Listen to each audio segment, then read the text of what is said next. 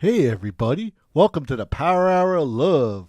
I'm Charboil and this is... El Bandito.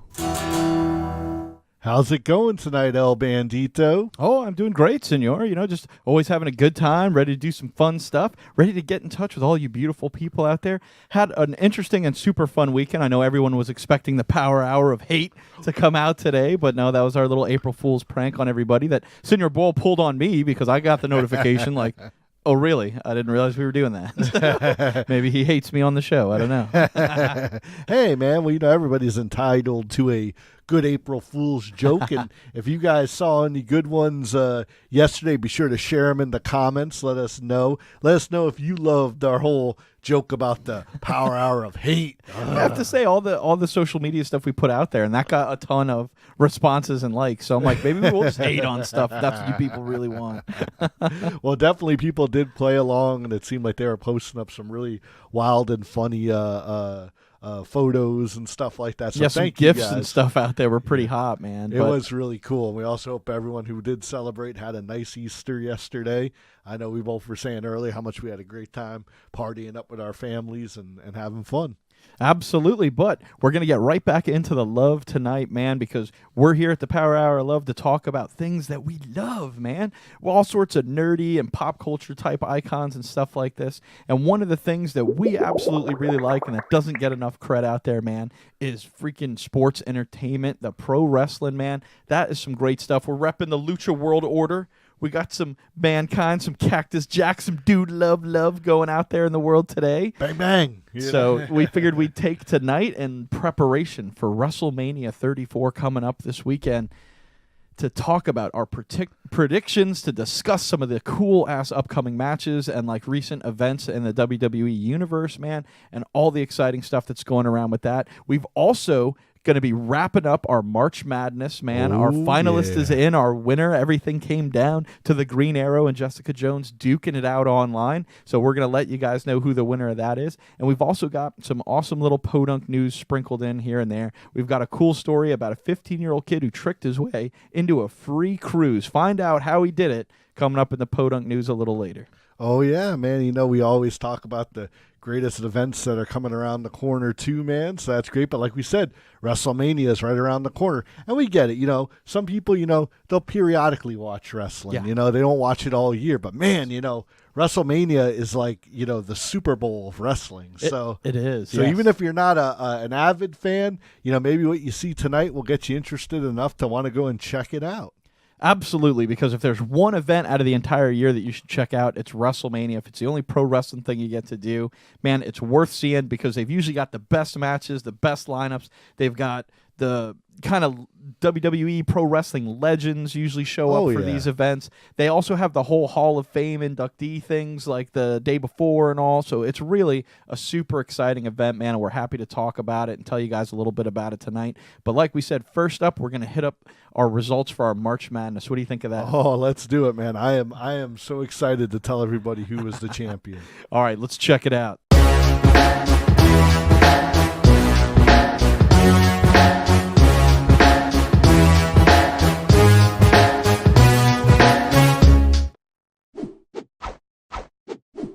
Love that intro. Last time we get to see it, man. Oh, man, that's right. That's sad to see it go, man. Sad.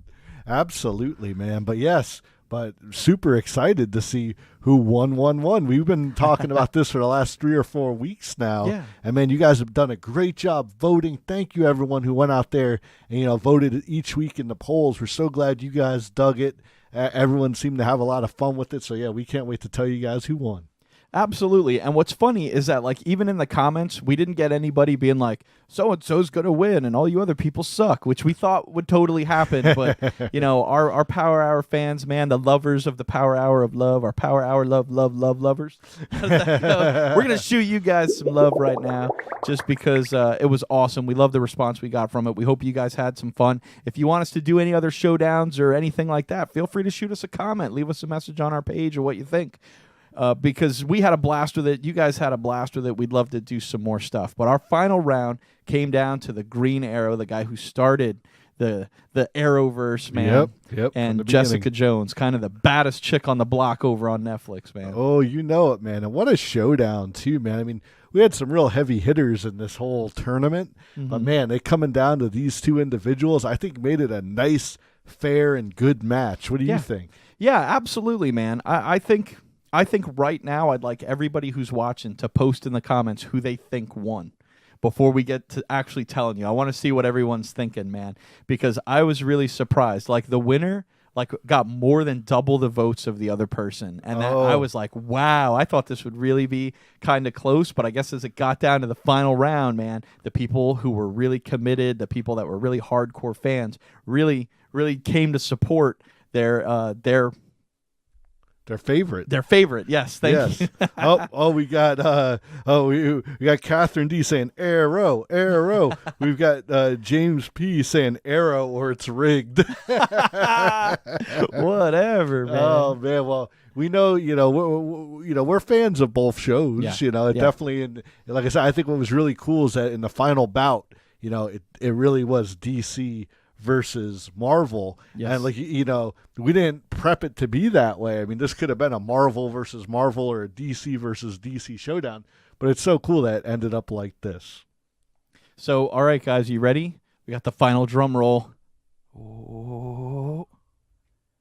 Oh, Green Arrow, man. He took it down, bro. He got 9 votes to only 4 that Jessica Jones got, man. So I'm I'm hurt. I voted for Jessica. I can't help it. There's a sexy woman's involved. I'm all over it, bro.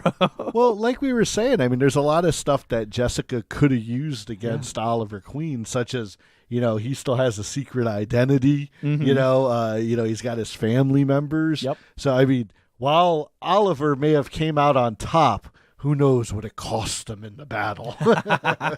No doubt, man. And there's so many different facets. Like we said, we left it up to anybody to decide what parameters they wanted to use to cast their vote. But just there's so many different ways you can look at it, from production standpoint to visuals to, how much alike is it to the original comics, and, just different elements like that. And I think there's back and forth for each character, to say that, maybe some things are better done in one show and some things are better done in the others. But also it comes down to such a personal taste thing. Oh, where sure. Some people really like the nitty-gritty of like the Dark Knight, and other people love the 1970 Superman films. Absolutely. So, like I said, we left it up to you guys to choose just who your favorite was. I mean, even if it was something as crazy as like a god versus just a mere human. But I really liked the way that this one turned out. I mean, Oliver's got his martial arts and arrow skills. And, Jessica definitely has that strength, but she could still be wounded. So definitely makes it believable that Oliver could take this win. But it definitely seems like he's taken down some people of her caliber on his show. Oh yeah. So that's definitely something to think about, man. But anyways, we had a lot of fun doing the March Madness with everybody. It's down, wrapped up. We've got our 2018 champion, man. We'll see you guys next March for our next edition of March Madness, where we're going to get even crazier. We're going to get even bigger. Oh, yeah. And we may even have to have a showdown between, Charboil and El Bandito himself. Oh, man. And who knows, maybe even Green Arrow will return to defend his championship. But I think that sounds like a cool idea, El Bandito. So keep tuning in, guys. And thanks again for all the votes. All right, but without any more further ado, let's get to some wrestling, man. What do you think? Yeah, man. This match is scheduled for one fall. One fall? Oh, yeah. All right, we got to show them some love for that. That's the, what is it, the AWE? Yes, yeah. Yeah, they do that one fall thing. I like that. Oh, yeah, man. Yeah, and everybody's into it, man. Yeah. It's like, sometimes the live events are so much better than just watching them on TV because all the crowd interaction. It's almost like a whole different experience when you see something live than when you watch it on TV. I mean, anyone who's seen football or baseball live knows that, like, you get to see a lot of different stuff when you watch it on TV at home, like different angles, different shots, close-ups of a guy out in the outfield. And wrestling's very much the same way. Like, maybe you don't see everything on camera that, like, you don't see everything in person that you would on camera, but by the same token, when you're at a live wrestling event, there's a lot of stuff you see that doesn't make it onto TV also. Oh, yeah. So, yeah, it's got that sort of extra added advantage. You know it, El Bandito, man. And like you said, but, unfortunately, I know you and I won't be making it to New Orleans to go check out WrestleMania, but I'm sure we're going to be watching it, man, rooting for our favorites, man. So why don't we get into it, man, and tell people what they can expect. You know it, dude. Well, do you want to go through the match countdown, or you want to tell people what it's like to be at a live WrestleMania? Because I know you've actually been to one. Yes. Back in 2012, I was fortunate enough to attend WrestleMania 28, which took place in Miami. And, man, it was so cool, man, from all the vendors. Well, it's all WWE vendors, but just they had so many shirts all over the place. I went to the Hall of Fame. I went to the they do like a convention that they call Access. And, like, yeah, you go there and you can meet the wrestlers. You can look at, like, they have an area where you can go look at all the old title belts that they have on display. So it's a real event. Like, it's not just a one-night thing. And what I think is even cooler is that a lot of the other promotions, you know, like Ring of Honor and New Japan, like they'll put on events in the same town, so that they can kind of, you know, they know a lot of wrestling fans are going to be there, so why not, you know, taking a little bit of that green, you know, just bringing it to them. Exactly, man. So yeah, what an awesome time. I would definitely go again. I know, like 2 or 3 years later, they did the one up in Orlando, but I mean, one thing I will say. The tickets are expensive. Yeah. Like I think I was in like row J. Like, okay. You know, so you can imagine. Close. That's we're close. Yeah. But they were about $500 a ticket. Oh man. So it was pretty pricey. But me and my dad went, and you know, it was one of those things that we said, if we're gonna do it, we're gonna do it good, get a good spot. And we got to see The Rock take on John Cena. And it's in Miami, so who do you think won that one? Yeah, definitely. So the Rock took home the gold on that one with the thunderous applause of the Miami crowd, I'm sure. Oh, I have a feeling if The Rock would have lost, that crowd would have rioted. So burn the stadium to the ground, right?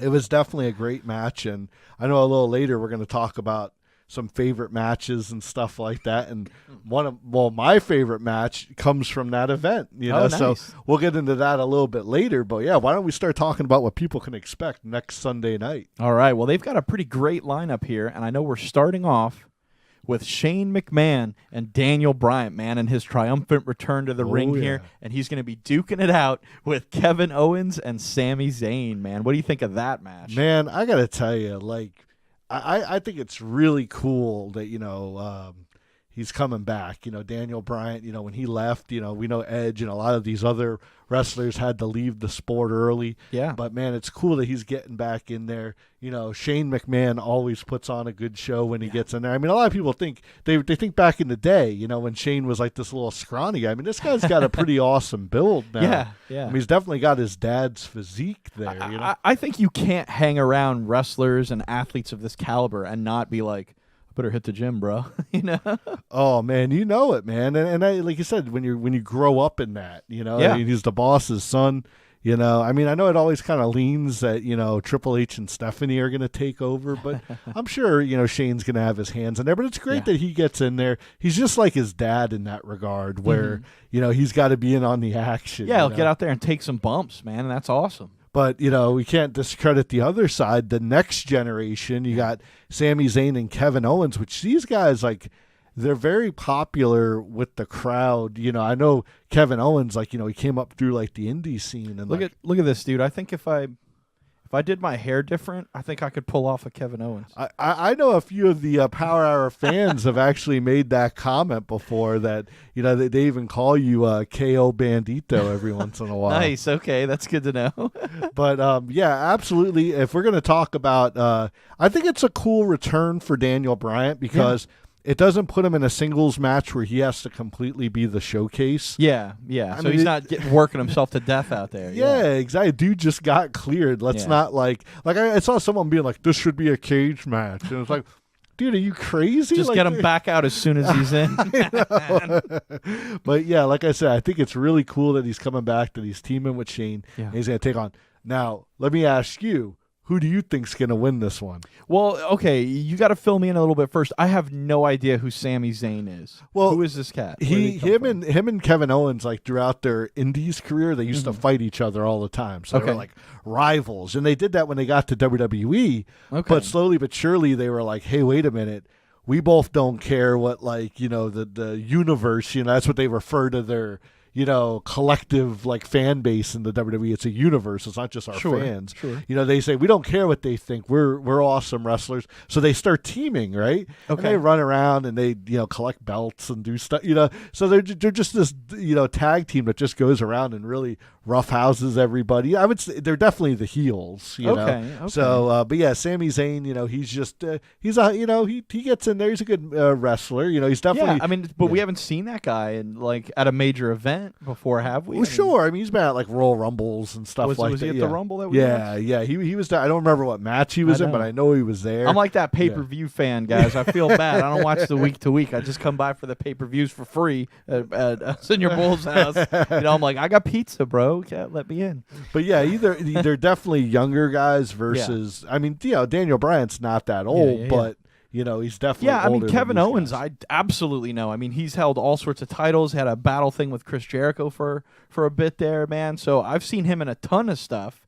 I think Daniel Bryan could take Kevin Owens, and I'm going to say that I think Shane McMahon can get over on Sami Zayn just because I don't know who he is. So name alone, he's going to crush him under the weight of his name. Now, just a quick other little thing as far as the storylines go. You've got, Shane, who is kind of like the guy who kind of owns SmackDown or whatever. And then you had Daniel Bryan, who was like the general manager. Sure. So they've kind of like worked together in the past, like via storyline. Mm-hmm. I'm almost wondering if this is going to be a little bit of a swerve. Like, I'm wondering if maybe Shane's going to turn on Daniel Bryan and like kind of help them beat him down. Okay. And then then it's going to be Daniel Bryan's like return to like hero, like I don't know if he's going to win this match, but it might set up that whole next Well, let's take a look at it from that point of view to say bring Daniel Bryan in the same way as you brought in injured and recovered Stone Cold Steve Austin to just fight kind of against Vince McMahon and never really have these long, intricate battles and bouts that say Heartbreak Kid or something would do. Sure. But he had all this fan appeal because he was fighting the boss kind of exactly. thing. So there's a lot of story that you can tell there, and there's a lot of things of Shane McMahon having the ability to send kind of jobbers after Daniel Bryan over and over again, and him being able to easily dispatch them. So I think that storyline could super work, man. So you may be right. It may be the kind of thing where something happens, and like just thinking of it from the perspective of Shane McMahon and what we've seen him do, it almost seems like he's going to try to do something crazy. Sure. And Daniel Bryan's going to try to stop him or something, and he's going to end up doing something super crazy, and it doesn't have the result that he wants, and that's why he hates Daniel Bryan. Like he's going to jump off a Titantron, but still miss the guy and hit Daniel Bryan instead or something crazy. I just don't see it being Daniel Bryan coming back and just being super successful. Maybe that's what's going to happen, but I think there's going to be a little swerve here that's going to push Daniel Bryan into his next, who knows, the next year rivalry. So that's my thing. I think that's great. I think that's a great assumption, man. I'm going to get behind that. I think you're on point right there, dude. Oh, yeah. That's what it is. We did the fireworks. I like that. There you go. The little trailing. So what's the next match we're going to talk about? This is fun. You guys be sure to let us know in the comments, too, who you think would win. Yeah, we'll tell you why you're wrong. Hey, no, none of that hate. I know it's the power hour of hate, right? No, but these are guys you're watching every week, and I'm going to talk junk about them not knowing. No. All right, next up, dude. This is an awesome match to me. I freaking love this. I would have done anything to go and see this match, man. So I'm so glad it's already in WrestleMania. Kurt Angle and Ronda Rousey are going up against Stephanie McMahon and Triple H, dude. Not just seeing Kurt Angle and Triple H wrestle would have been great. Oh, yeah. But you throw two awesome chicks like this in there, and Stephanie's really got that same kind of Shane McMahon appeal of like she's just the boss, you love to hate her kind of a thing. I've never really seen her take like epic bumps like Shane does, but we know that she gets out there and takes some bumps, man. Oh, absolutely. So it'll be great to see what Ronda Rousey can bring because she's going to go after Triple H. Oh, she's not there to beat up Stephanie. You know what I mean? Yep. Yeah. Because a few years ago, she slammed him and stuff like that, and I agree with it. I think that we're gonna get to really see what Ronda has to offer in the ring, and like you said, having Kurt Angle in there, that's going to be a real treat.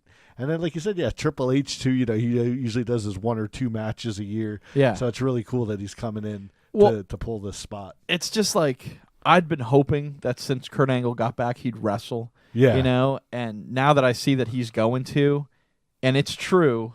Oh, yes, it's true that he's going to actually wrestle. I'm so stoked. I loved this guy. I mean, I thought he was great when he was a heel, when he was a face the first time he came out. And then they turned him into a heel because people hated him as a face. I liked him as a face. I just love this guy. I think he's great. He's a real Olympic champion, man. He's so cool. He's such a cool guy.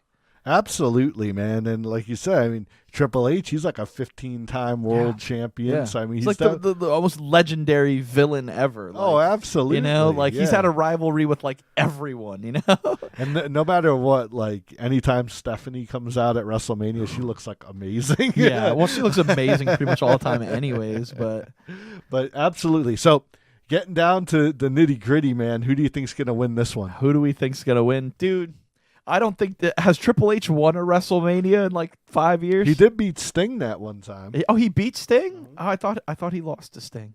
No, I was too busy looking at the Terminator stuff to watch the match. But I still think Kurt Angle and Ronda Rousey are going to take it. I'm going to agree with that. I think, they brought Ronda in to be like a powerhouse. Yeah. So I have a feeling that, they're going to try to push that as like her being unstoppable kind of for a while. Are they calling her Rowdy? Yes. Okay. Yes. I think they call her that in MMA, though, right? I'm not sure, Like, obviously, this has the Piper influence, you know, and that's kind of the thing. But definitely, I know some of our fans in the comments are a little more MMA orientated. Okay. So, like, they might be able to fill us in on that. But, yeah, she's definitely taken some inspirations from the Hot Rod, Rowdy Piper, and getting out there and going to get rough stuff up. I mean, obviously, with the shirt and stuff, she's just killing it. I dig it, man. So. But I agree. I think Kurt Angle and Ronda Rousey will take home the win on this one. Now, there's some speculation that this may be Triple H's final match. That I had heard that as well, man. He's getting up there. I think he's just about pushing 50. Yeah. And I mean, it looks phenomenal, though. I mean, come on. Sure. I mean, even if he only wrestled once a year, he's probably going to do it at WrestleMania. Yeah. But yeah, you're right. If it isn't his final match, it's probably going to be one of. Oh, and imagine if like Ronda injures him like in the storyline, and like that's why he can't wrestle no more. What a great angle. Well, no, I was going to say though, does this actually being his final match, does it affect whether or not you think he'll win or lose? I think if it is his final match, I think he would do the classic wrestler thing and put over the younger talent. Because this is really, I mean, as much as it's cool to have Kurt Angle in here, this is really Ronda Rousey's pathway.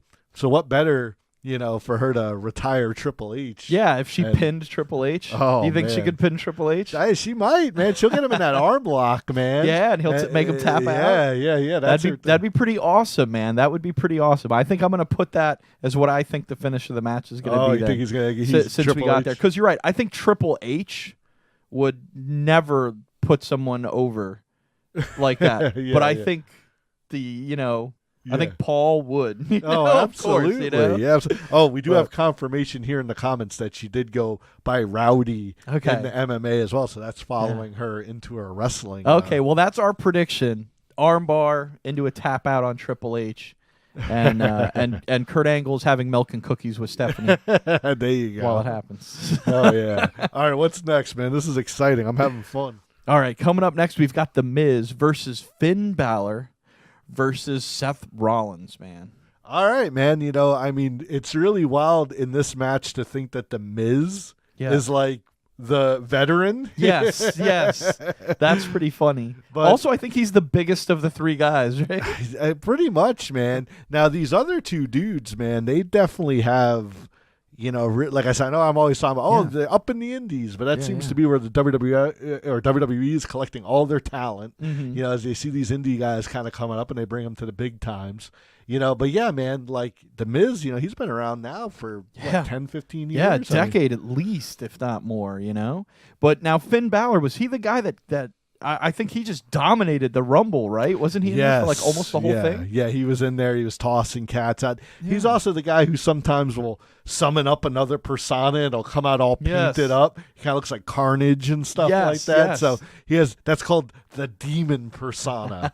Now, I haven't watched, SmackDown and Raw as much lately, so I'm not sure if this is even possibly a thing, but do you guys think the demon persona might come out for a WrestleMania appearance? I think it'd be dope. I've seen him come out with the makeup before. It's fantastic. He looks really cool. Whether or not it helps him wrestle, I don't know. Well, he plays like he's cool. He's more intense. To be honest, I'd love to see the character more. Sure. I don't need a Finn Balor in my life, but I want a demon guy wrestling. That's awesome. Maybe that's my old school mentality of you want the Undertaker out there putting people in a coffin. I want the demon out there send people to hell in a fire spit. Yeah, but come up with a better name. Why is it just the demon persona? They don't have something better than that? Yeah, it's just the demon Call Finn Balor. Nosferatu or something. Something.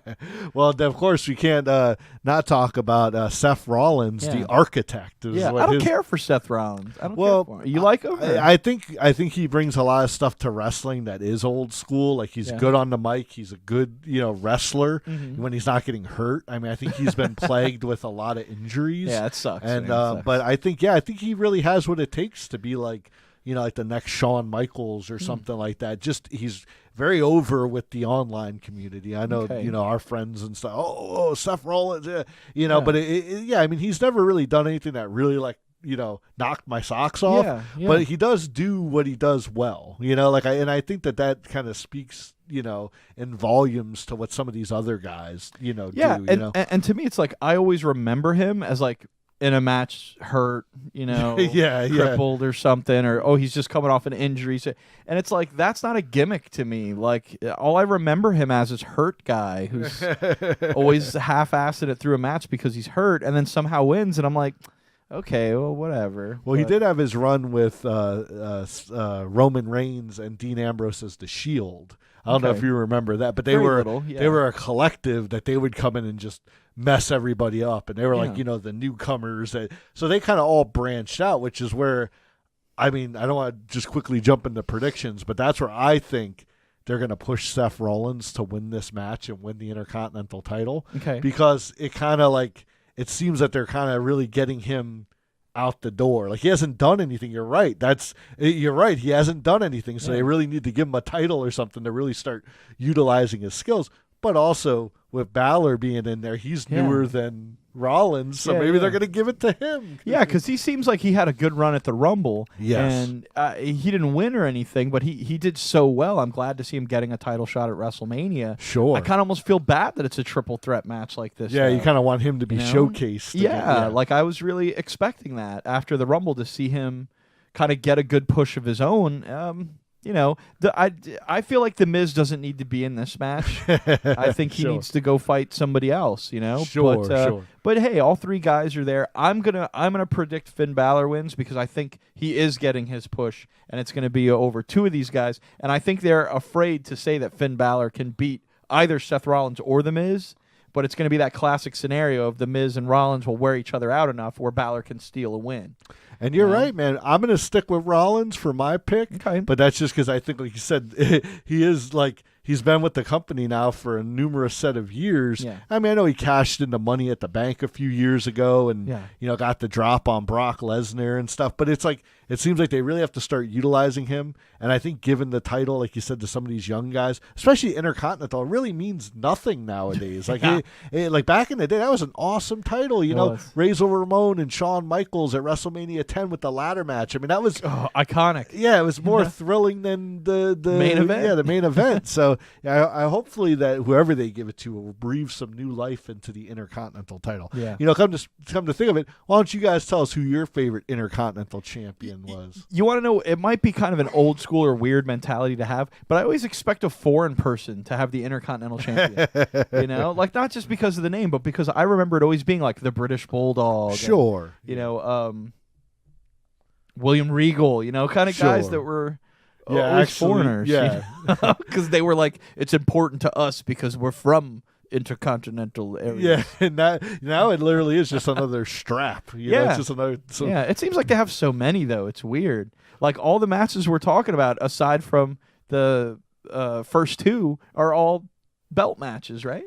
Quite a few, pretty much. I know there's a couple other matches sprinkled in there that we're not going to discuss, but it's just kind of, we only got an hour, and I know we like to definitely talk quite a bit about each one and stuff. But it's just surprising even to see there's like 6 or 8 title matches in the WrestleMania. That just seems like a lot. I remember there being like 4. Well, I think they try to do every, but since they have the split with SmackDown and Raw, and oh, we do have Jimmy Z over here said Chris Jericho. Best Intercontinental champ. I agree with that. And man. again, he's a foreigner. He's like from Canada or something, right? Isn't he Canadian? Yes. Yeah. Yes. So there you go. You got it, man. Well, I think we've spoken enough on this Intercontinental match. Because even I'm sorry, I didn't mean to interrupt you, dude. I totally interrupted you. But even Razor Ramon, I always felt like he was a foreigner. I don't think he is. Isn't he from like Fort Lauderdale? You mean like his actual like Scott Hall, like the he's from Was Scott Hall's probably like from Jersey? Probably. Who knows? But he always seemed like he's from Argentina or something. When you're 8, you're like, hey, he was like Cuban. Love this guy. He was like the Tony. What's his name? He was like the Juan Valdez down there. Oh yeah, Tony Montana. That's great. Yeah, exactly. I'm sorry. What were you saying then? No, I was just saying, man. Yeah, this looks like a really cool matchup, man. But we got another match that we have to talk about that I think will be even more. You got it, man. You got. Let's condense our world down. Forget about the Intercontinental Global Sensation, and let's look at the U.S. title. We don't have an image for what happened. Where's the U.S. title? Man. Guy? Well, He's down. Well, we'll do a quick rundown of who's going to be in that one. We got Randy Orton, Bobby Roode, Jindar Mahal, and Rusev. Now, doesn't this seem more like this would be the Intercontinental lineup? Yeah, absolutely. Because they're aside from Orton, they all seem like they're from somewhere else. Bobby Roode's from Canada. Yeah. Jinder Mahal's from over in India. Yep. Well, I mean, character-wise, we know he's like Canadian, Indian. Yeah. But Rusev, the Bavarian brute or whatever they call it, Now, who do you think's going to take this one? This is a tough one, man, because Randy Orton's pretty badass, man, and he seems to take a lot of stuff that I never expect him to take. So I almost want to go for Randy Orton, but it's a tough call. I mean, are there any stipulations to the match? Is it simply just a fatal 4-way? I think it is just a fatal 4-way, unless they add something tomorrow night at SmackDown. Sure. This is going up tonight on Monday, so if they change anything, but yeah, no, it is just a fatal 4-way. Okay, well, playing off the assumption that it's just a fatal 4, one pin takes it, all that kind of stuff. Yeah, I'm torn between Orton and Mahal taking it. Orton's the current champion. Okay. So I think you're right. I think there's a chance that I think they want to push Jinder Mahal more. Since he came back from his NXT days, like he's really, they've really gotten good with him, and I know over there in the Indian market, like they love him. So I'm sure the more gold they can kind of strap around him and get him more TV time, the better for WWE. Yeah, well, I definitely I enjoy Rusev a lot. I think he's a great wrestler, technically. I think he has a great persona, even though he never really says much. Sure. Just all that air, his gimmick, everything around him I really like. So I'd like to see him do more, but it seems like that guy never catches a break. I don't know what it is, but it just always seems like Well, I mean, I know he can't get his hands around it. It's a break in kayfabe, but I mean, when he's online, like on Twitter and stuff, just the stuff that he posts, like sometimes he'll post like a notice and he'll be like, I think I might be getting fired this week or something. But he's doing this whole Rusev Day thing the last couple months that's been really over with the fans, but I think it's exactly what you're saying. Like he can't, but he's like, no, today will be Rusev Day, and he kind of pushes it as that. So it's almost like he's kind of joking on himself. So I think that's pretty cool. But so what do you think? So you think Randy's gonna take it? I think I'm gonna go with Jinder Mahal. I think I'm gonna go with him winning, taking the title from Randy Orton. I'll agree with that. I think it just seems like that dude's a powerhouse, man. Yeah. I mean, his wrestling is power wrestling. Yeah, Absolutely, man. Just he's big, strong. Sometimes when you go back and look at his first run in WWE, he was like a little shrimp. Yeah. I mean, we're not trying to say that anybody's on any kind of performance enhancers, but I mean, in a matter of 8 months, I mean, we're just saying. But yeah, no, absolutely. I think that's who it's going to go to. I think he got on that Hugh Jackman workout that he did for the Wolverine. Oh my God, you remember him in that movie? Yeah, dude. Yeah, jacked, man. There you go, Hugh Jackman. Well, hey, You're man. jacked, man. Well, we're having an awesome time. Thank you guys so much for throwing cool stuff down in the comments, man. But do you think it's about time for us to dive into a little bit of podunk news? I think so, everybody. All right, we're going to let you know about some wild stories, bro. Let's do it. Woo.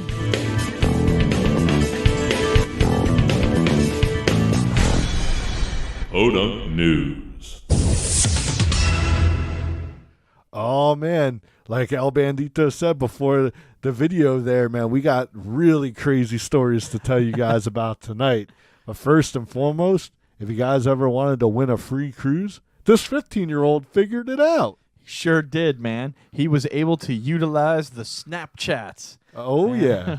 Now, in utilize, you mean reserved that name before Yes. Carnival Cruise got their hands on it? He did the classic move that .coms used to do back in the day, where everyone would just buy up any sort of .com they could think of that was related to a business, because by the time the business realized they needed a .com, now they were going to pay you a ton of jack for it, man. Oh, yeah. So he took that old school mentality and applied it to his Snapchat, reserving the name at Carnival Cruise, in which they gave him, in exchange for his Snapchat handle, over $5,000 in credentials and cruise stuff and certificates and all this sort of stuff for him to take a cruise and all sorts of things like that, man. I mean, that is pretty epic. $5,000 cruise this guy's getting. Exactly, at 15 years old. I guess on one hand, they're kind of like, oh, man, well, we don't have to pay for him to drink. Yeah. He's not going to be going into the clubs. He's not going to be out at the casino.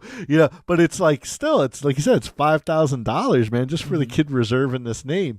But there is one stipulation. While he's on the cruise, like any photos and stuff that he takes, he has to post them to Snapchat. Oh, right, on his handle thing, and now they get a bunch of free publicity. Exactly. So yeah, it's good. Everybody's happy in the end. Look exactly. They're making the headlines, and this kid's going on a cruise. So hey, if you guys know any businesses out there that don't have their Snapchat, locked down, don't say that, because they're gonna go get at Power Hour of Love. We don't have a Snapchat. It's okay. We're never going to want a Snapchat, so that's fine. See us here, Facebook Live. Check us out on YouTube. Subscribe and like our videos. All the kids using Snapchat are like, Yeah. they use Facebook? Isn't that for like old people? That's for people who scam the government. But, what's with the Snapchat ghost?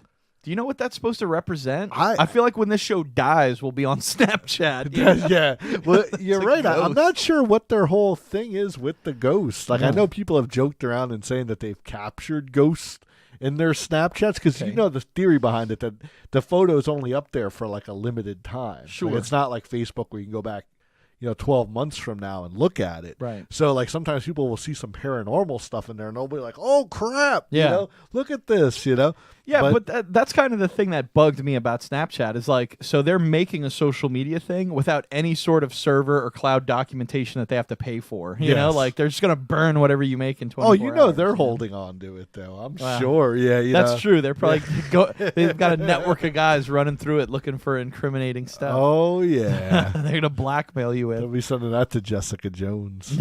Hey, see what you can get on this guy. I know, and she'll be like, should have voted for me on the March Madness thing, dick. People are saying clever kid. Someone says MySpace. Go back where it's safe in your MySpace. Well, we've got a special fun story over here at the In-N-Out Burger over in California, man. There's this California YouTuber whose his channel is titled Troll Munchies. Right? Now he's being served with a restraining order by In-N-Out Burger after he posed as the CEO, right, and showed up there complaining to the employees, saying they weren't doing a good enough job, saying that the food tasted crappy, he threw it on the floor, said it was garbage, So, dude, and he posted this online, like dogging out the store and everything like that. So the company of In-N-Out Burger is suing this guy for $25,000 in damages to their reputation. Yes. So you're like, oh man. And this guy has got 27,000 plus views on the channel, and he has about 700,000 subscribers, which means like there's a good chance that a judge is going to look at that and be like, yes, you have an influence that could hurt these people's business. Absolutely, So man. this guy sounds like he's in some hot water. And I just being the research technician that I am, I had to go watch a couple of these videos, and I watched some of Troll Munchies other stuff. Yeah. Most of it's like him like putting on a GameStop T-shirt and going in there and Yeah. acting like an employee. But the stuff he says to people, he's like, "Oh, hey, you get like some free meth with that purchase of GTA." So I mean, it is like, company damaging things, especially if he says that to like a little kid or, or even anybody. Somebody can be like, what the, but yeah, like absolutely. I mean, I can't say that some of the stuff I didn't chuckle at because I'm just like, oh man. Yeah, it's one thing to be funny, and I think it's fun and it sounds fun. But from a company's perspective, yeah, man, like I've walked in there and had a real employee say something dumb to a lot of businesses and been like, I'm not going back there. So especially some guy just giving it for laughs. Like the thing to me would be like, does he tell these people when he's done, hey, I'm with the thing and I'm just joking, or does he let them walk out? Well, one thing I did see with some of his videos, some people had blurred faces while other people, you could see them. Yeah. So there has to be some sort of... well, he's not under any kind of FCC broadcast rule that says he has to blur people's faces. Sure. He doesn't need permission to just do that, Okay. So, well, I wasn't sure if maybe he did kind of go in after and say, hey, it was just a gag. Yeah, and I know what you mean, because in a real show, someone whose face was blurred was like, no, you didn't get that guy's permission to show his face on TV, but that doesn't mean they didn't talk to him. They could have talked to him and he said, don't show my likeness, but okay, I realize that this is a joke. I hate you people and I'm mad. So there's a lot of caveats there. And I as far as my understanding goes, like if someone took a video of someone else and it's on YouTube and you told the guy, hey, I want you to take that down, you have to file a civil suit to get him to take that down. Gotcha. I don't really think he's breaking any rule that YouTube has. Don't take my word on that. Look it up yourself. But I'm pretty sure that's kind of the whole thing with YouTube.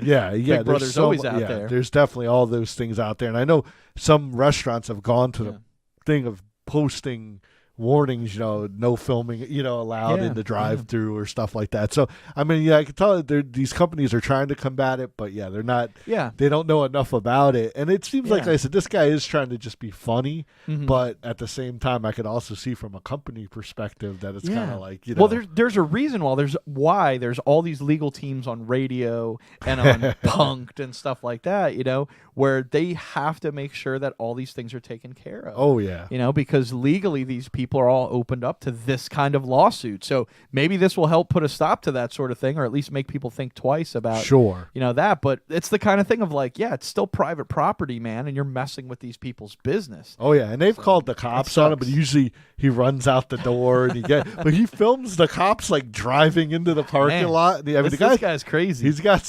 some real balls, but hey, 70,000 followers. Maybe I'll go bitch up the storm at In-N-Out Burger. I don't know. Sorry guys, we were getting so into the news story. We have a few people out here giving us answering some of our questions. Okay. The ghost on Snapchat represents the there and then gone nature of the photo sending service. Gotcha. So it's like your Snap is a ghost because it's been erased and it's gone. Yes, and that came from Jason L. Thank you, sir. Cool. And also he says that the In-N-Out Burger has the best milkshakes ever.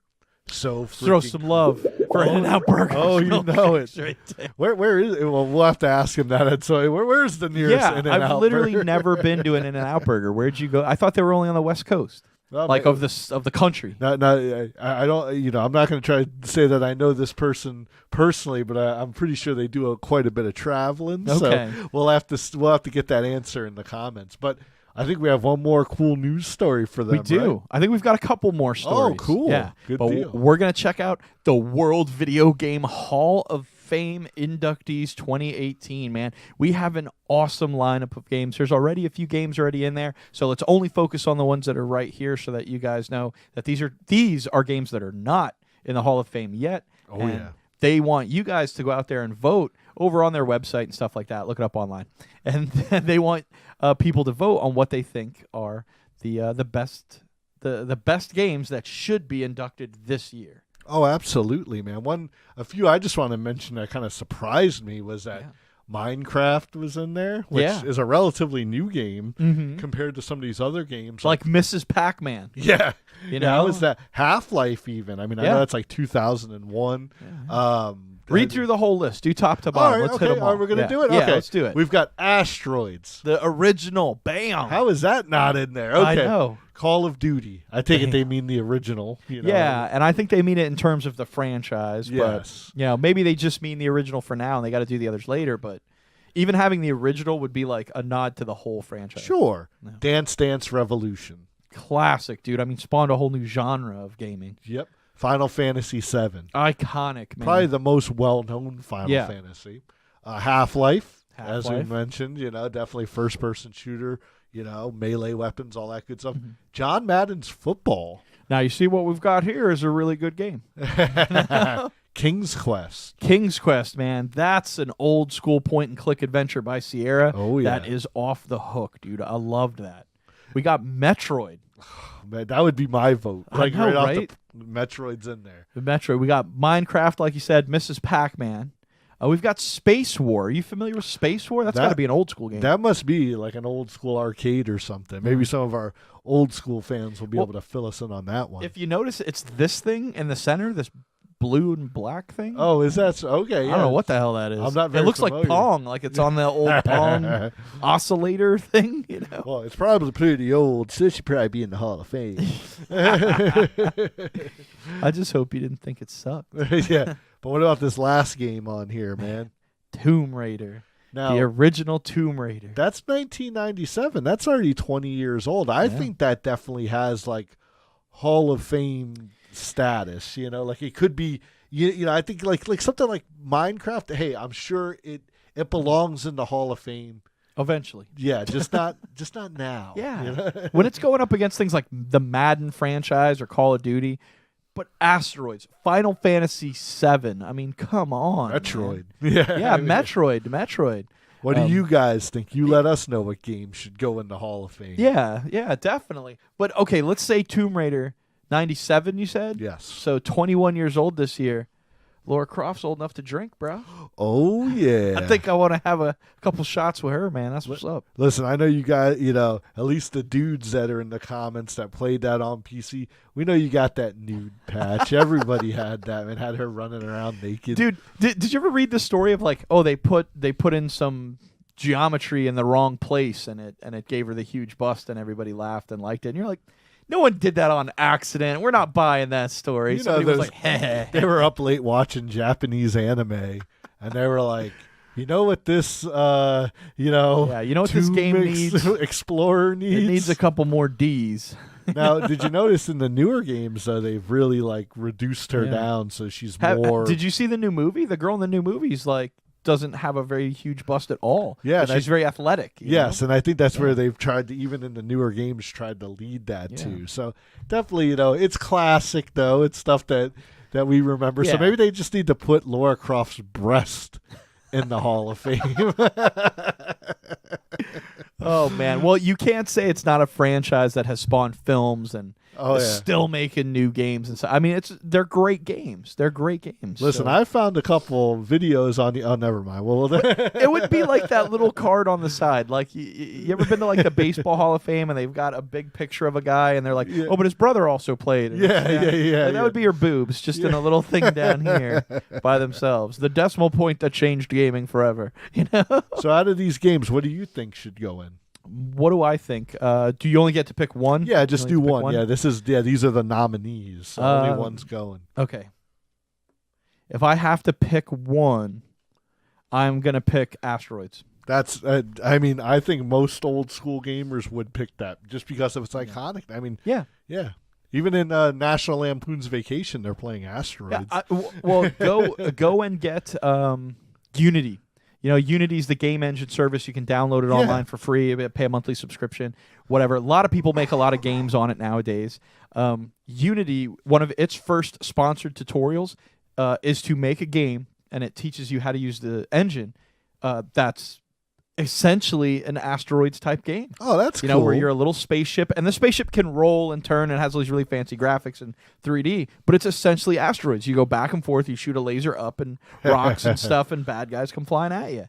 So that's awesome, it's asteroids, man. You know? Well, definitely, man. I'm gonna have to check that out. But yeah, like I said, I think I would give aside from the classic. Well, of course, this is a classic. I think I would love to see Metroid get in there. Huge fan of that franchise. Yeah, I know you're a bigger fan than me. I didn't rock the old Nintendo stuff that much, so I was more of a Sega guy back in the day. Sure. One thing I could say about Metroid that I loved, it was a maze game that as you gained more abilities, that lets you go back and explore those same areas because you gained a new weapon or so. So just think about all the games we play today that have that same kind of features. You need an expert level skill to get into this locked desk. You know? Exactly. Yeah, that sounds great. I just, like I said, I never played them, so I'm not familiar with it. You know it, man. But I would still have to do this almost in chronological order with your asteroids, your Mrs. Pac-Man, and just kind because of stuff. you feel I guess Space War would be in there chronologically, but that thing looks like, it's like, this looks like Pong. It looks like it's on an oscillator. I'm pretty it's sure not even on a TV. Pretty sure it's old school. Yeah, like that comes as a machine that weighs 40 pounds.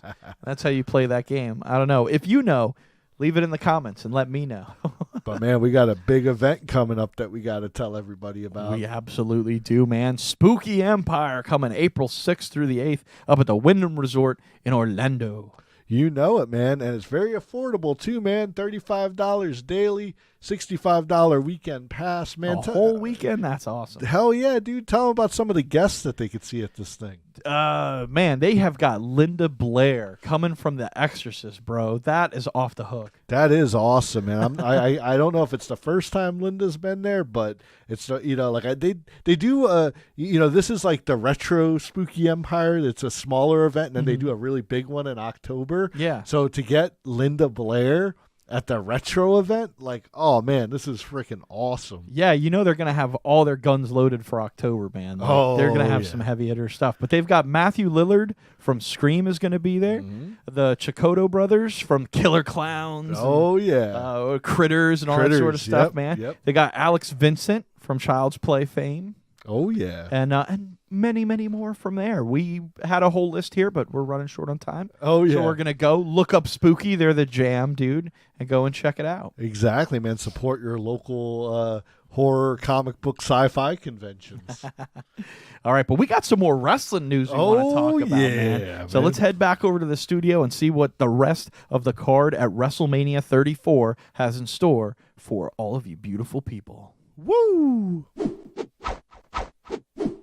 Oh yeah, man. Did you see the new Ric Flair meme going around? That's Ric Flair going woo, and he's got the Infinity Gauntlet. Oh, dude, that was, I saw that on a T-shirt, man. If I could have gotten it in time, man, I would have loved to have worn that tonight. Yeah, that's hot, man. I love it. We are definitely going to have some fun in the upcoming weeks with Infinity War. Just a quick reminder, our poll is still up on our Facebook page. It's pinned. It's the first comment. So you can go leave a comment in it, say you love an Avenger, vote on the poll. Do both, man. It's open to vote every single day, so you can vote for different Avengers, the same Avenger, whatever. But go out there and have a jam, guys. It should be super fun. Oh, yeah.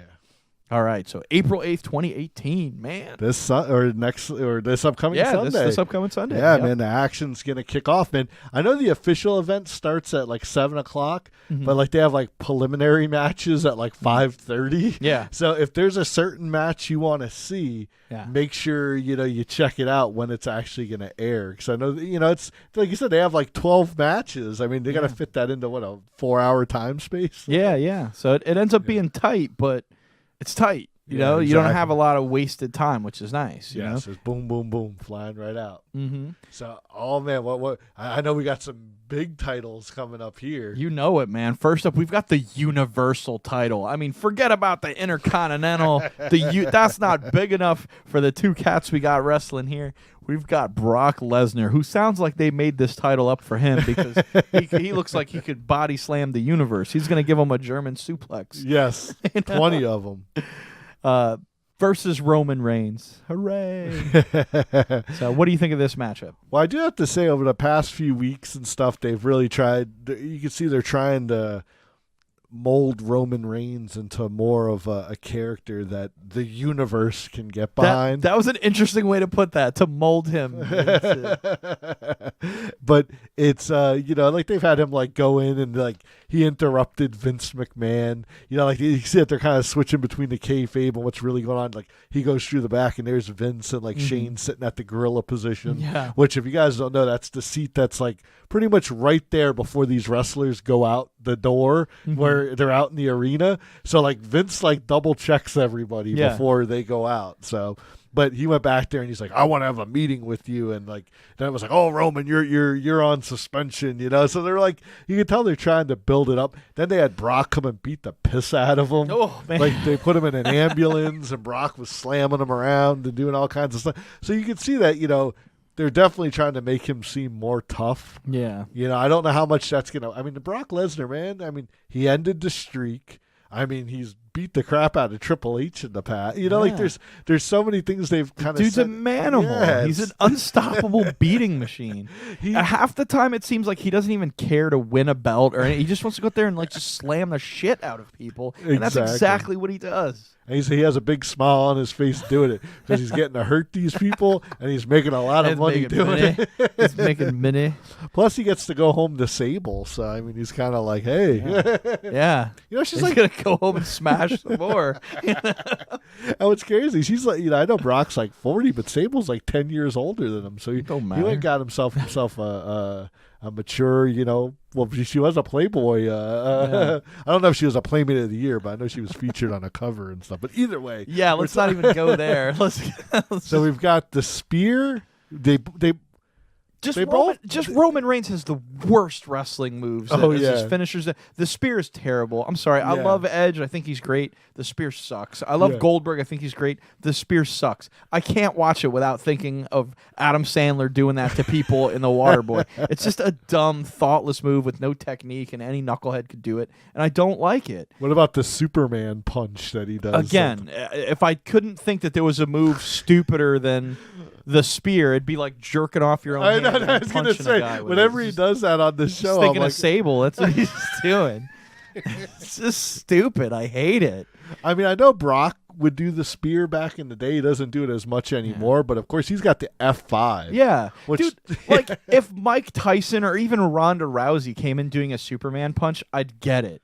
Because even Ronda Rousey's not a heavyweight boxer. She's an MMA person. But like a Mike Tyson, if you got Mike Tyson to wrestle and he's going to come in there and just punch people in the head, give him a Superman punch. It makes sense. Sure. But I don't get why Roman Reigns is doing that. When you have someone who is talented, he's from a family of people who are talented doing crazy as F moves, And I'm not going to say the rock bottom's the greatest end-all, be-all move of all time. But, dude, the guy had the people's elbow. He had his own DDT. He had a great kind of...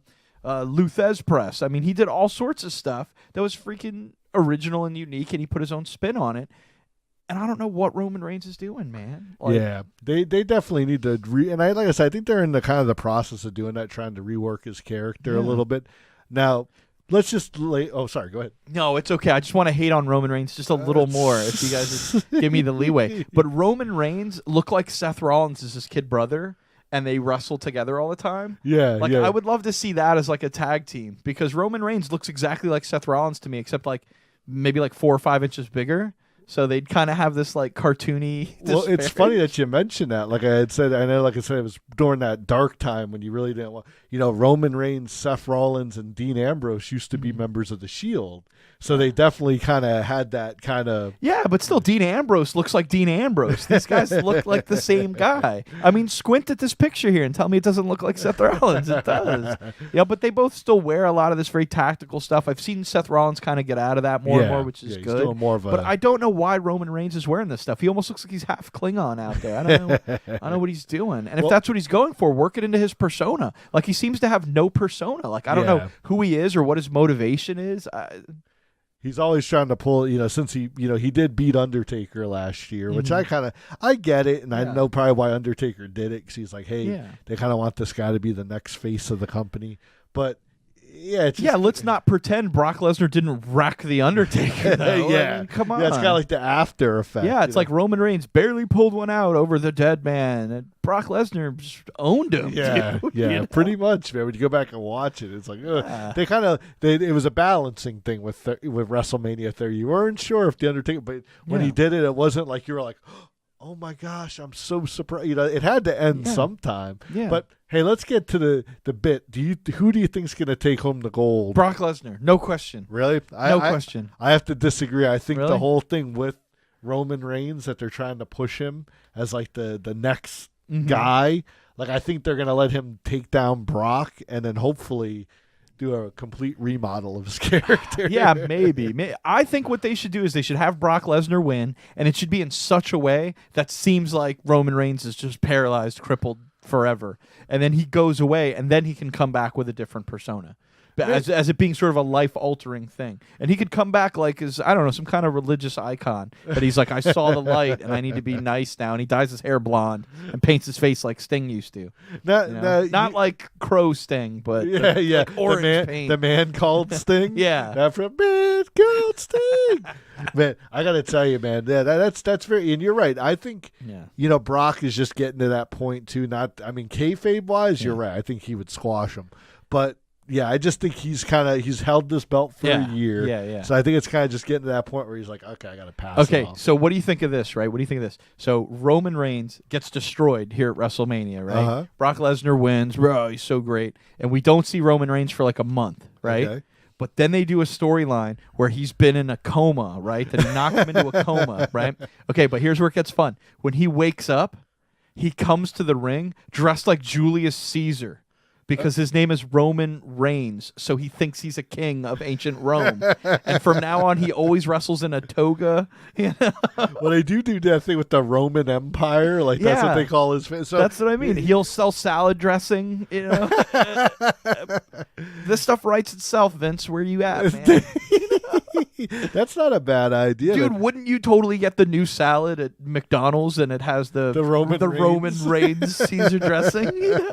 Dude, like you said, you might be onto something here. It'd be the next Szechuan sauce. Remember, if that does happen, you heard it here first. Feel free to take it, guys. Don't even call me. Just do it.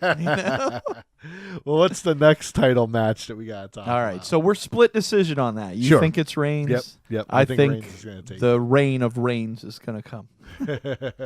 But next up, we've got the WWE title match, which I presume is still the best of the belts because it's just named the WWE. Well, this is the SmackDown's highest title, where the Universal is Raw's highest. So I would say they're equivalent. Okay. All right, I'll buy that. So we have AJ Styles, known for his stints in TNA and all over the world, versus another man who's known for his stints all over the world and former New Japan Pro Wrestling champion Shinsuke Nakamura. I know, the king of strong style. Yes, there, right? yes. Yeah. Now, I'm not going to lie. I read this card and I'm like, that's the Intercontinental match. Because it's some guy you don't care about versus a foreign guy. Well, like you said, man, from the pay-per-view level, that's what it seems like. Yeah, if someone hadn't watched wrestling in 10 years and they saw that this was it, they'd be like, who are these two guys? But like you said, from the indie fans, this match has technically happened before. Dude, maybe this should have been the Power Hour of Hate, because I have a feeling people are just going to dog me out for trashing all these guys, but I don't like them, whatever. No, hey, that's fine, man. Like I said, hey, everybody's entitled to their opinions. Yeah. And like you said, I personally am looking forward to this match because I think, I know like when we watched the Rumble, you said, hey, man, I finally got to see Nakamura do some cool stuff. I see, it kind of like at least showed you some of the stuff where I'm like, dude, you got to watch. I mean, a few months before that, I don't know if it was Hell in the Cell or something. I'm like, dude, you got to see this Nakamura guy. And it was like his worst match ever. But I kind of finally redeemed he redeemed himself for El Bandito at Raw. I think this match is going to be an awesome technical wrestling match. I remember you actually said if Shinsuke Nakamura fought AJ Styles, we'd see the match that you're talking about. Yes. So I'm really excited to see it. As much as I kind of made a joke, I am really excited to see both these guys actually go at it, because I think that these guys are technically some of the best wrestlers that they have out there. I think Shinsuke Nakamura's like persona is a little weird to me. I don't really get where he's at. He looks like he wants to make love to whoever's coming out to the ring. That's what it looks like to me. And maybe that's just where my mind's at tonight. But then AJ Styles kind of seems like I can't get Al Snow out of my head every time I look at this guy. He does have some real, resemblance. Yeah, to and him. I just feel like AJ Styles is like they gave Al Snow medication, and now he's kind of this boring, normal guy. And that's what AJ Styles is to me. The kind of like rehabilitated, boring Al Snow. That's pretty funny, man. Well, like I said, definitely throughout the world, they have quite a following. We know there's a lot of wrestling fans out there that are really stoked about this one.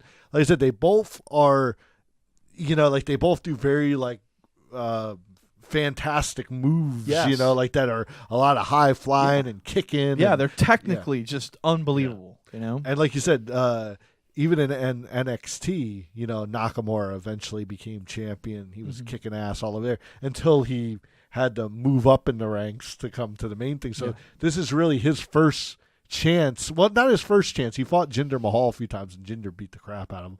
But, this is his first WrestleMania having like a title shot. So who do you think's going to take the win on this one? I, hands down, think that Nakamura is going to take it. I agree. Yeah. Yeah, I think, just from how they're building up the match, and like I said, they're calling it the dream match because a lot of people didn't think this was going to come together again. Not to burst anybody's bubble, but this did happen in New Japan Pro Wrestling. They have faced each other before, but judging on that score that they have over there, this one is like, it's got one of the highest ratings a match can have. Wow, nice. So that just, hopefully WWE doesn't ham it up too much and we get to see some of that awesome action that these guys can put out. No, dude, it's it's that curse of kind of the new WWE that I'm like, this match will be like Nakamura wins and it's great, but he like did a schoolboy or something, or someone interfered and then that's what happened. I hate that shit, man. Yeah, I know, man. But we'll have to see, man. I think this one might shine some light on it for you. That stuff to me is okay at like Raw or SmackDown, but that should like never happen at a pay-per-view. And for the simple fact of like, just in the sort of believability of what a wrestling organization would be, you think there'd be a guy that just stands there, and if someone tries to interfere, they just stop him. Yeah, exactly. I mean, especially a major event like WrestleMania. Yeah, run-ins, schoolboys. Yeah, those things. Yeah, they just I agree shouldn't with happen. you. Yeah, you're paying too much money. There's too much spectacle, too much lead up. We want to see something. Now, again, like we've seen the schoolboy for, I think it was Eddie Guerrero when he dislocated his elbow. Sure. They did a roll up there, but you're trying to end a match real quick. When Sting and Jeff Hardy was exactly inebriated. There you go. Yeah, and they did the roll up there. Same thing. Yeah, it's just sometimes there's a time and place for it. Someone's hurt. There's a bad situation, but it shouldn't just be the finish. Do you know when it was cool? It's a little weak. It's when Bret Hart did it to Diesel. I mean, you had a smaller guy, and you had this huge monster heel, or who knows, but he did the roll up on him and got the win. It was kind of like the David and Goliath thing, like even though it was kind of a cheap, but it was like it was cool because you're like, all right, man, the excellence. But there's a difference too between like the kind of roll up that's like they've got the guy hooked, they're hooked both his legs, and they roll him over and you're pinning his shoulders, versus I grab the guy between the legs and roll him over onto his back, and his arms are just laying flat for whatever reason now. Like, that's a terrible, stupid schoolboy and should never be used to finish a match ever, in my opinion. Gotcha. Well, we'll have to see how it ends. Will it be the Styles Clash, or that running knee that Shinsuke does that they always like yell the name out, but they're like, and I'm like, I don't even know what that guy just said, but it looks really cool. So good. I'm glad you said that. Now maybe you'll get a hateful comment there you too. Go. Well, I'm just being honest. I'm sure people are like, we don't really know what Michael Cole's saying either. No, dude, I'm playing this Wildlands game with Party Man Will, and we go to this rebel base, and all the rebels are like, Hana-sana-na-ha. And I'm like, what did they say? They're like cheering for you. And he's like, I don't know. It's some, the guy just goes, and I was like, well, what does it mean or whatever? He's like, I can't understand. It's like in Spanish or something, And don't understand their goofy. And I was like, wow, man, like that's real nice. Like, make no attempt. You're so cultured and learned. No, I give him crap, but he tells me all the time. He's like, oh, I looked up the name of all these people in Spanish, so he knows everyone's name in Spanish. So I'm just teasing Party, man, and I have a conniption and write a hateful comment. I think he just popped in just to see that moment. I know, and then he left. He's like, mother. He's man, they're just talking about wrestling. We're gonna have the spike in our insights for the one angry face that we got. Now we've talked about the major titles, Yes. man, but I know we're gonna talk about one of your favorite parts of the night. I right know. now. My favorite division, subset, sect. We're talking about the ladies. We're talking about the women's division, yeah. man.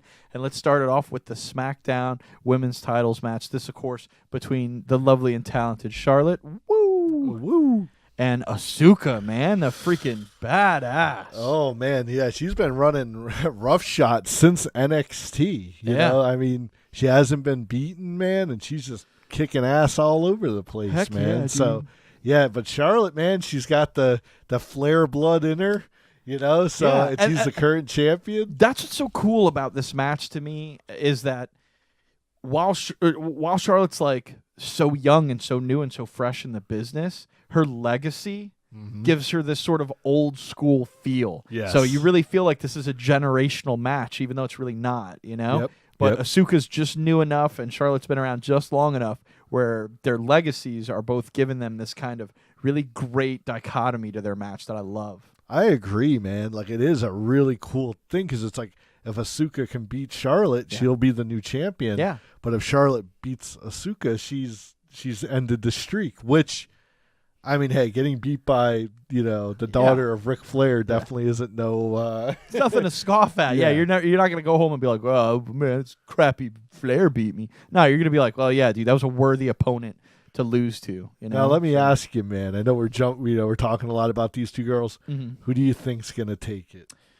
This one's really tough, man, because I like my first reaction is like I definitely think the new blood wins over the old. Okay. But like I said, Charlotte's not really been around that long. Sure. Like she's a generational wrestler. So Exactly. it feels like she should be passing the torch, but she really doesn't have to.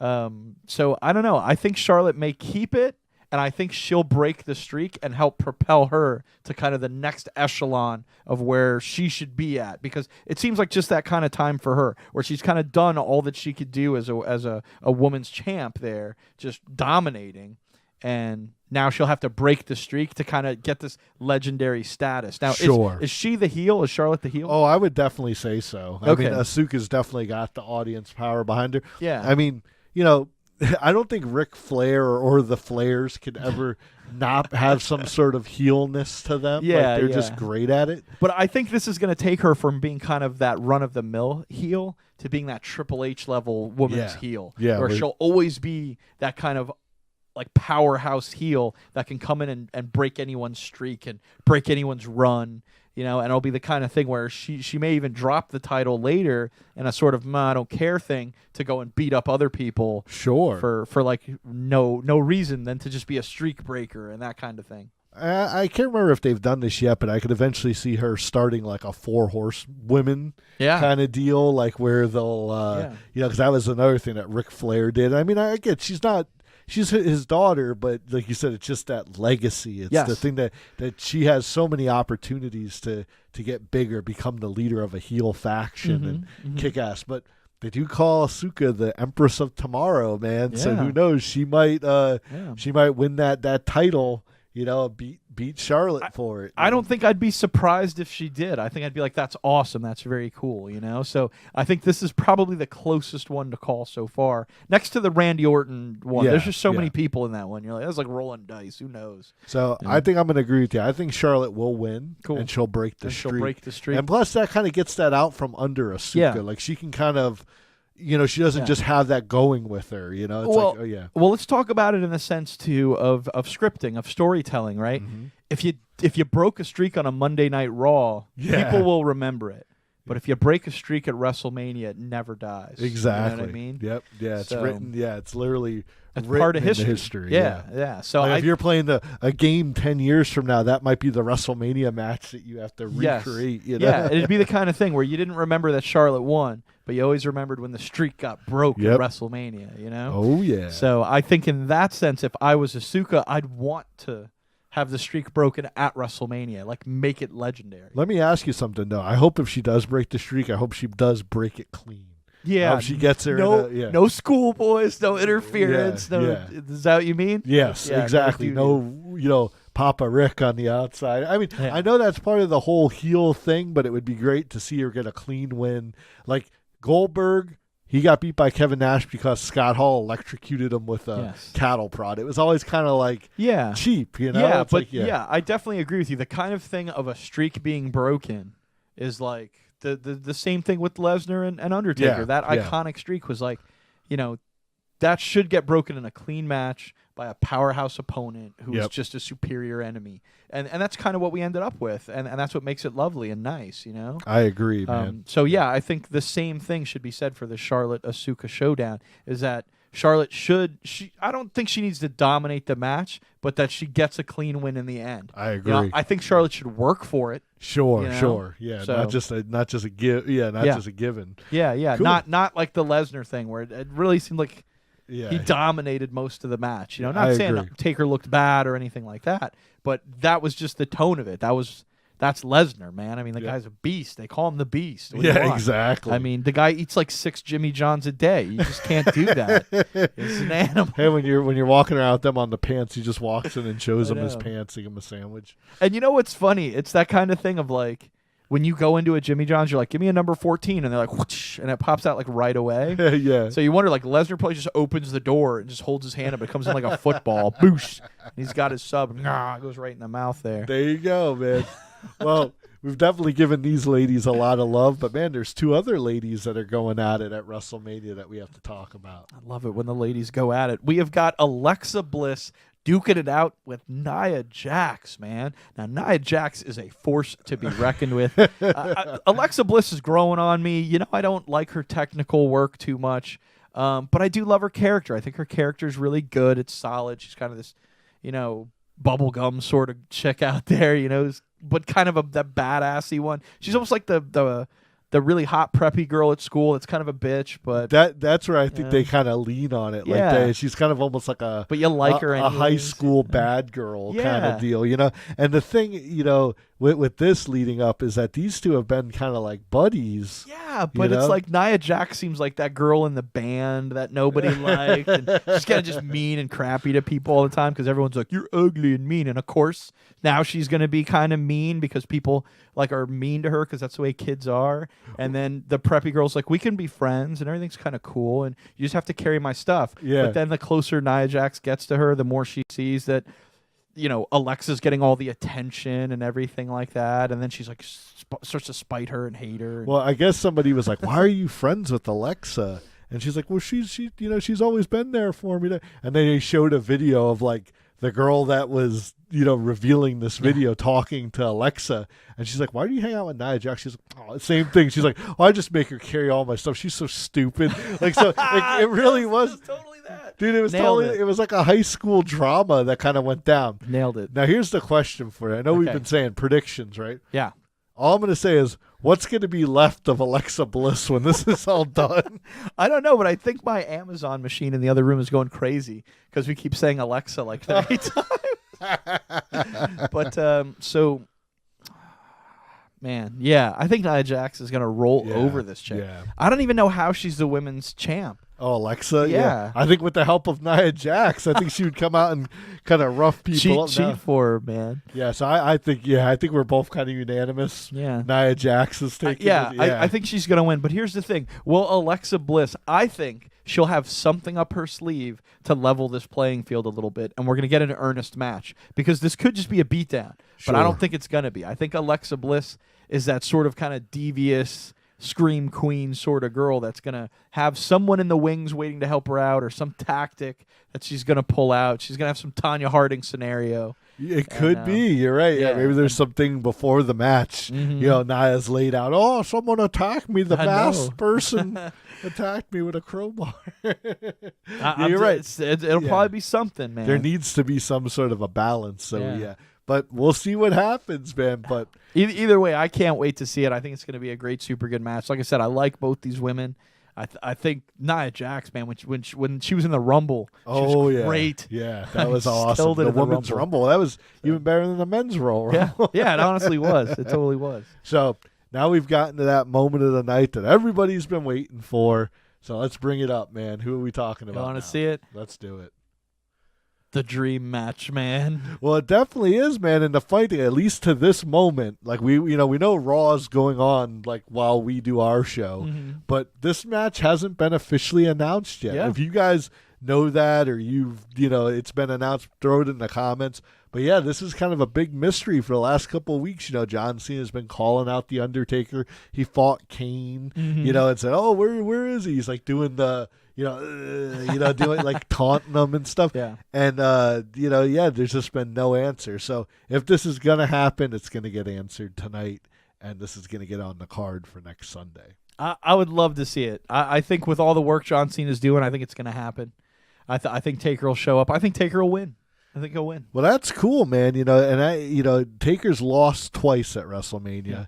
He's got 23 wins under him. Yeah. I have a feeling that Undertaker will retire with 25 wins. Yeah, I think he wants the 25. I'm with you. I was going to say that. Yeah. So if it's not, he might get more losses. We don't, but this might be one of his wins. And really, John Cena's not getting any younger either. So this is probably the last time they have the opportunity to do it. I kind of wish they would have been able to work the whole Sting era, angle and gotten the Undertaker versus Sting. But this is good too. These guys haven't fought in like 12 years together. Wow. So I think it's going to be what's great too is like Cena's got nothing to prove at this point, Sure. I mean, he's been to the puppet show, he's seen the strings, man, and he's done it all. And I think that this would really be kind of a dream match for the audience as much as these two guys. I think they would just have a lot of fun being a set of legends going out there being legendary. Yeah. So because look at everything else on the card. This is the legendary match.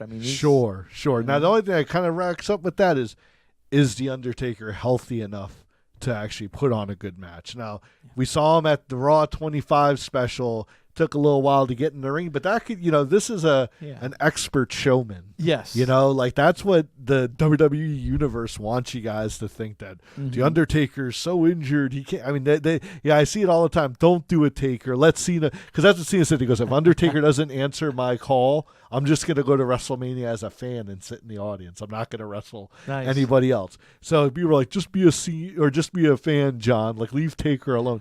No, that's how That's WWE playing you guys, man, which is great. We're happy that you still live in that. Like this guy, I know he's like 52 years old. He had numerous back surgeries. He would not be getting in there if he didn't want to do what he's doing. And look at Ric Flair, man. I know he's retired, but he still gets in there every once in a while, takes a bump or two. So. No doubt, man. Yeah. And it's the kind of thing like, do I think that they'll totally run with that and Cena will be sitting front row for half the match until, boom, the place just goes black and Taker comes out? Yeah, that's how I think it's going to go down. They may, but I have a feeling they want to get a little bit of those last-minute WWE Network subscription orders in. Dude, the ticket sales on this thing already are just blowing through the roof, man. That's true. You might be right, man. They might just keep it in store, and it might be that last thing. You think it's ready to go off the air, and then Cena gets in there to do his little thing, and then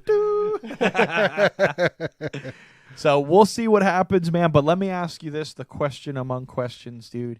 Favorite Undertaker match of all time? Oh, man, I would have to say, I know we talked about it way early at the beginning of the show, man. We talked about WrestleMania 28, and this might be just because I was there to see it, but it was Undertaker versus Triple H with Shawn Michaels as a special referee in a Hell in a Cell. That's so dope, man. You want to talk about a dream match? Yeah. Of course, even though this was just a mere 6 years ago, these guys physique. I remember, for one, look at Triple H. He still had long hair. Yeah. The Undertaker shaved off his head for this match. Shawn Michaels still looks like he could get in there and do stuff. But, man, what a great match. You know, they didn't climb to the top or do any crazy stuff like that. Mm-hmm. But, man, when these guys hit each other with weapons, like, hey, we're not going to sit here. We know it's, you know, it's a stage things with they know the outcomes. But, man, I think these two dudes were like, dude, we only wrestle one night a year. Let's really give them a show. Let's just wail on each other. Exactly. I mean, when you could see the marks on Triple H's back. I mean, Undertaker wears all that gothic stuff. So isn't that no way to fake taking a chair to the back? I mean, that's just going to happen. You know it, man. But it was just such an awesome match. Triple H hit a pedigree on him. Taker kicked out. Nice. Shawn Michaels, because he's friends with Triple H, gave him the sweet chin music, and then Triple H gave him the pedigree, tried to pin him, still kicked out. I think he did like 2 or 3 tombstones to him. Finally got the win over Triple H. But one of the coolest things is after the match, all 3 of these dudes are kind of like walking arm in arm up to the main stage area. Mm-hmm. And like, you know, they kind of just did like not a bow, but, you know, they kind of just did their like nod to the crowd. Like, yeah, we did that for you guys. And that was Undertaker's 20th win. That's awesome. And that's why it was so important. It made him 20-0. And I was like, that guy could just retire now. But then, as you can see, he still wants to get in there and do what he loves. Oh, you know it, man. Taker's just such a legend. I mean, such a legend. Man. So if we're talking about Undertaker matches, man, why don't you tell them about what your favorite is? I know. I felt bad. You sent me this, and I totally disregarded the favorite Undertaker WrestleMania match, and I went straight with my favorite all-time Undertaker match ever. That's actually the 1998 King of the Ring match, Hell in the Cell with Mankind. Hey, man, I think we said it earlier. This may have not have been a WrestleMania match, but it should have been. This felt like a WrestleMania match. Hell yeah, dude. Because this was spectacle beyond spectacle. We're talking Mick Foley walked out of there with a dislocated jaw, missing teeth. He dislocated his shoulder. He fell through the entire cage, which to this day they say was not supposed to happen. Yep. Right? Yep. He went over the top of the cage into the Spanish announce table and laid there for several minutes while JR actually said, good God, he's dead. They finally done it. They killed him. You know. Then he falls through the ring or through the cage into the ring, to which the King's like, well, he's dead now. If he wasn't before, he's dead now. Even Terry Funk came out. He was the first person to come out and check on Mankind. And he says in his memoirs that he's like, I was watching the video backstage like, that guy's dead. You know? If you guys want to, if you have the WWE Network, go and watch this match, but just pay close attention to like Vince McMahon's face when he comes out, because you can tell he's freaking pissed off. Like he is like, what is this guy doing? Yeah, and like the drop from the top of the cage that they estimate is about 16 feet. Mm-hmm. Right, huge, dude. Oh hell yeah, 22 feet if you count the angle of descent. That he fell from the top of the cage into the Spanish announce table, right? And when he falls through the center of the ring later, there's actually a chair up there that they're hitting him with, and the chair falls, right? And I read this earlier today because I was reading up on some of the notes of this match. Mm-hmm. The chair is what fell and dislocated his jaw and also bashed the tooth into his nose. Oh, yeah, man. The final photo is him walking out of the arena. The final shot you get of Mick Foley is him smiling at the camera. And in his own memoirs, the Have a Nice Day book, he's talking about how he's trying to see if he can stick his tongue through the hole in his lips, you know. So that's why it looks like he's smiling. He's doing this number, you know? But he has a tooth that's sticking out of his nose, and you can see it in the camera, and it's just, I mean, you want to talk about pushing it to the limit. Mick Foley absolutely says that he's like, no, dude, the Undertaker was like, I'm not tossing you off the stage. I'm not doing it. You know, and Foley's like, I know that was like 60% me. You know? Yep. Because he says, all right, well, just give me a good punch then. And he comes in and he goes flying off the end.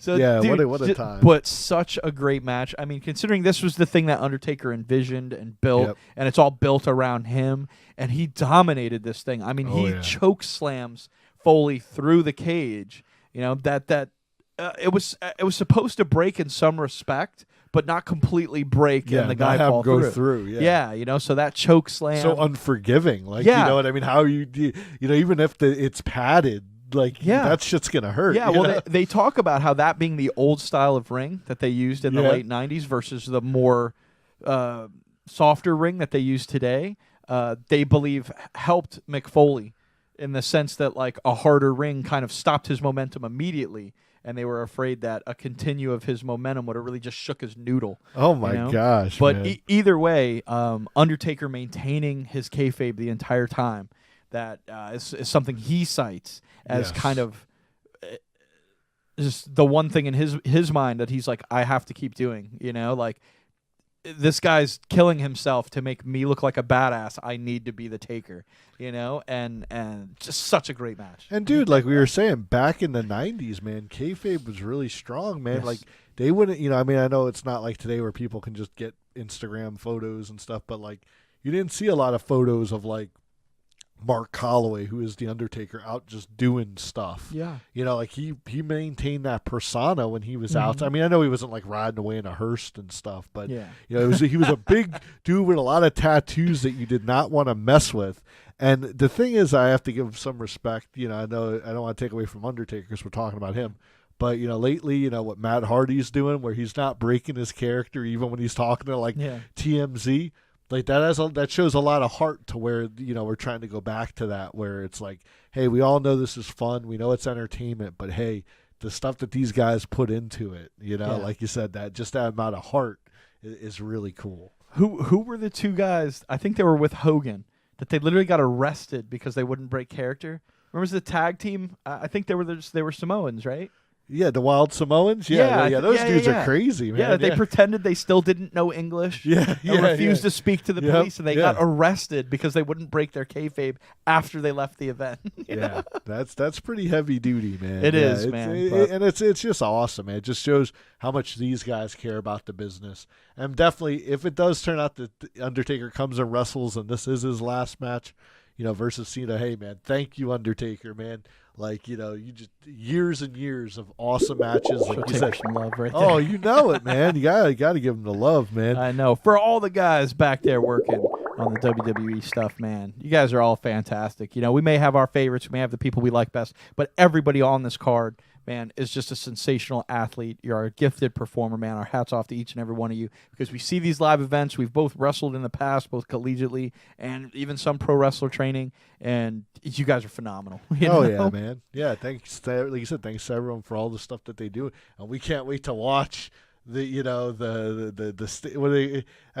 like a name for it. They got the stage of stages, or they have all the house, the WrestleMania. I mean, it's just like there's no other word that you need to use to describe. Well, do you want to run through some of these rumors real quick?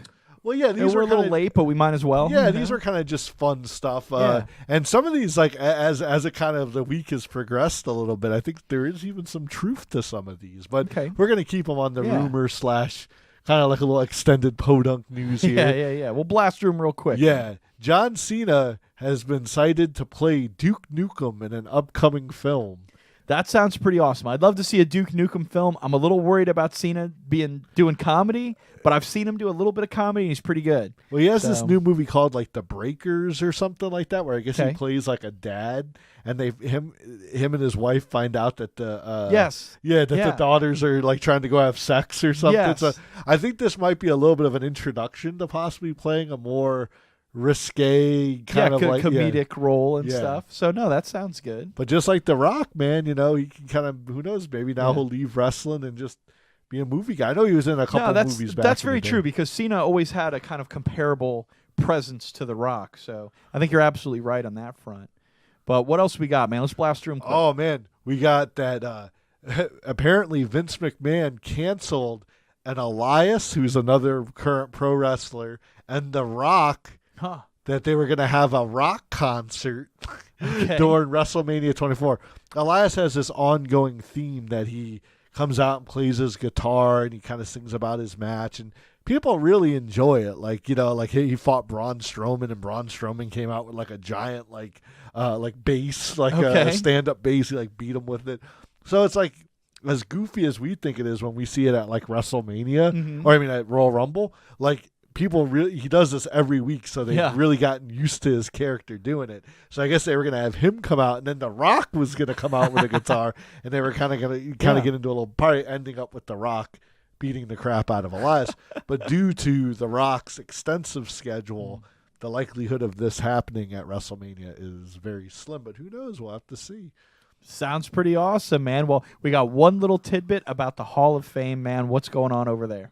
Oh, man. You know, it says that the Road Dogg, Jesse James, you know, nice. He's going to induct Jeff Jarrett into the Hall of Fame. Awesome, man. Yeah, I know we saw some discussion about that. I think the legendary Don't Piss Me Off shirt is qualifications enough, plus the fact that he's pretty much like El Kabong, you know, running around bashing people with a guitar, talking about music stuff, man. Well, so I'm a Jeff Jarrett fan. I wouldn't say I'm a super fan, but I always liked him. Well, you know, definitely, you know, the highest title he's ever won was the Intercontinental title, so another famous Intercontinental champion. But a real funny thing with the whole Road Dogg story, when Jesse James is part of the Armstrong family, Bullet Bob Armstrong, and a lot of these other, you know, like he's part of a big family of wrestlers. Well, when he served in Operation Desert Storm. Nice. So when he came back, you know, he was like, I'd like to get into the family business. So he, you know, they have WWE, you know, he went to training. Eventually WWE picked him up. Well, they give him a spot as Jeff Jarrett's, not manager, but like his little lackey. And they called him the Roadie. Okay. You know? And Jeff Jarrett supposedly like put all this time and effort into like singing his theme song. It was like With My Baby Tonight or something like that.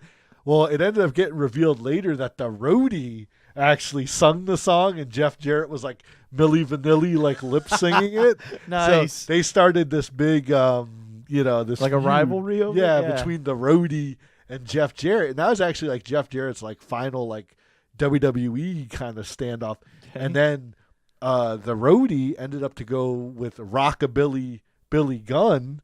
And they formed like a little tag team with the Honky Tonk Man. Nice. And eventually they got tired of his crap, you know, hit him with a guitar, and then they created the New Age Outlaws. So it's a little history there for you guys on why would the Road Dogg induct Jeff Jarrett, but it really was kind of like a platform for him to what he eventually became. Well, that's awesome, man. And they always have such great connections over the inductee and the presenter at the Hall of Fame ceremony. It's really something fun to watch. If you grab the WWE Network just for the WrestleMania event, look into adding on the Hall of Fame inductee ceremony, man. Yeah. It's super fun. It's super nice. I believe it's the night before, right?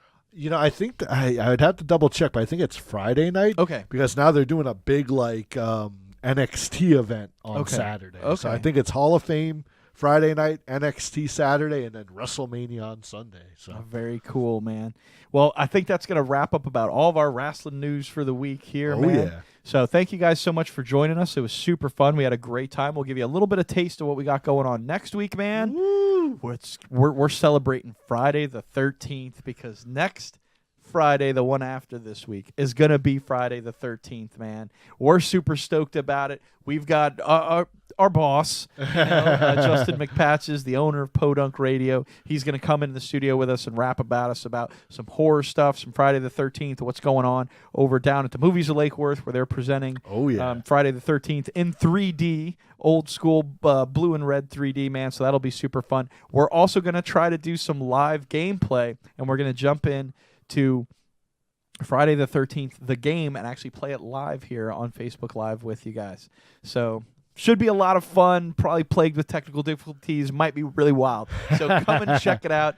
It'll be super great, probably full of a lot of cursing and weird karma from McPatches. He likes to come on here. It may be the Power Hour of Hate. It may be. I know stuff. He was pretty excited when he saw that post.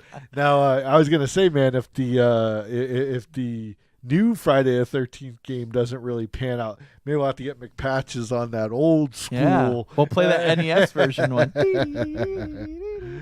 Absolutely, man. Classic. Well, we can't wait for that next week, man. And once, like we said, thank you guys for joining us tonight.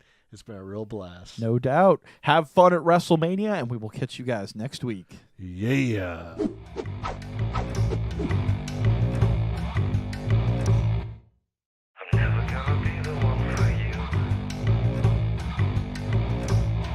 I've got